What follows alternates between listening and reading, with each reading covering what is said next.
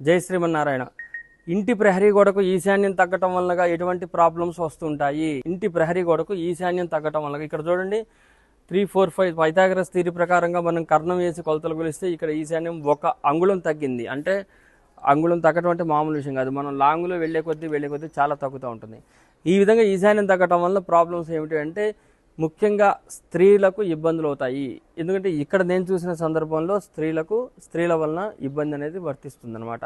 ఎందుకంటే సాధారణంగా కొత్తగా పెళ్ళిళ్ళు అయ్యే ముందు ఇంట్లో పిల్లలకి పెళ్ళిళ్ళు అవుతుంటే ఇల్లంతా సరి చేసినప్పుడు కొన్ని కొత్తవి చేస్తూ ఉంటారు. ప్రహరీలు చెక్ చేసుకోవటము, లేదంటే ఫ్లోరింగ్లు లాగటము, నీట్గా ఉండాలని చెప్పేసి ఇది అట్లా గట్టు కట్టుకోవటాలు ఇక్కడ కూడా చూస్తున్నాము. ఆ గట్లు కట్టుకోవటం కానీ ఇట్లాంటివన్నీ చూస్తూ ఉంటారు. ఇది ఇక్కడ కూడా గట్టు కట్టారు, ఈశాన్యంలో చూసారు లేదో.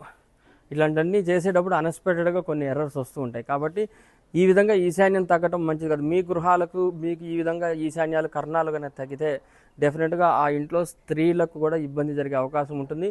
దీని పూర్తి వీడియో మీకు లింక్లో ఉంటుంది, ఫుల్ వీడియో వస్తుంది, అది కూడా చూడొచ్చు అందరూ. జై శ్రీమన్నారాయణ.